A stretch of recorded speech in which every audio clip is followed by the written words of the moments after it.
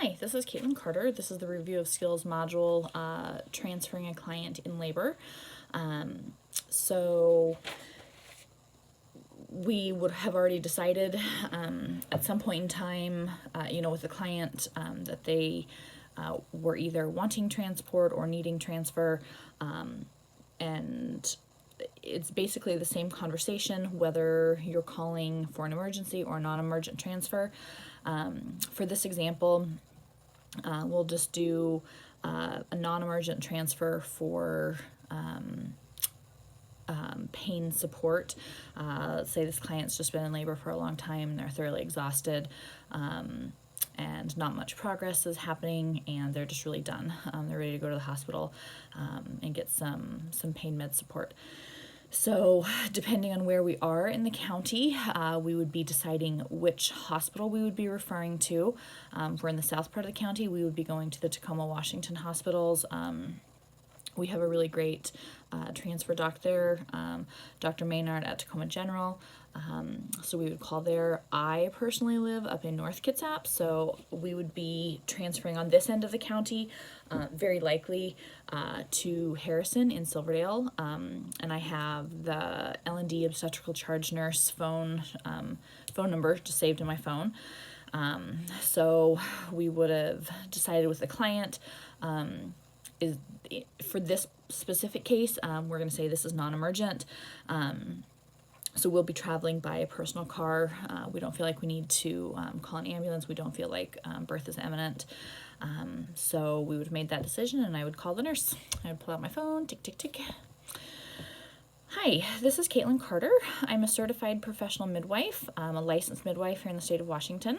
I'm requesting a non-emergent transfer due to failure to progress and the desire for pain medications.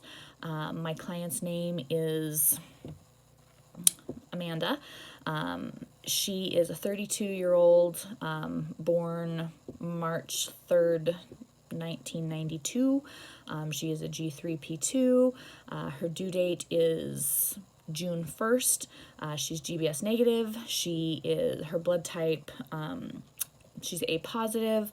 Her most recent hemoglobin was 12.2. Active labor began yesterday morning. She's been in labor for approximately 36 hours. Her membranes are intact. Labor has been going smoothly, but very, very slow. She's at approximately 7 centimeters and has not progressed for the last 3 hours. Currently, the client is not coping particularly well and is looking forward to coming to the hospital for some pain relief. She's been given an IV. We did 1,000 cc's, but that's the only medication that she's had. She does not have any known drug allergies. Basically everything has been going smoothly, her pregnancy. Her birth isn't going the way she wants it to right now. And my recommendation is that she comes to the hospital for some pain relief. Is that something that you guys can help us with? I'd be having the conversation with the nurse. I would arrange to, I would be telling the nurse, we expect to arrive within 30 minutes. The client will be transporting by personal car, and I will be transferring with her. Do you have a fax number that I can fax over her client records? Okay, that sounds great. Thank you. So the conversation would go something like that. And we would go to the hospital. I would go in with them. And before COVID, we would typically, go in, get them registered, get them checked in through triage, help them until they get really settled, that they're feeling like, okay, they have an epidural, like things are going really well, or things are going underway. And whether or not I stay with them is kind of dependent on the situation.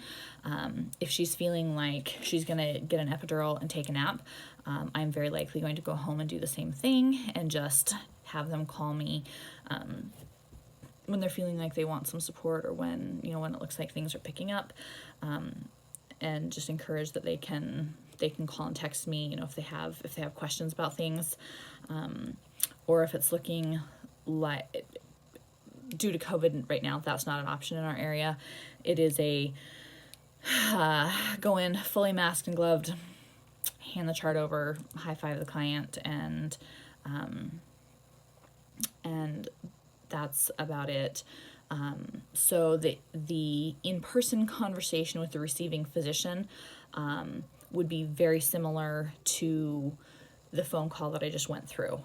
Basically, you are trying to convey all the pertinent information without giving excessive details, and just in general what my assessment is and what the client needs.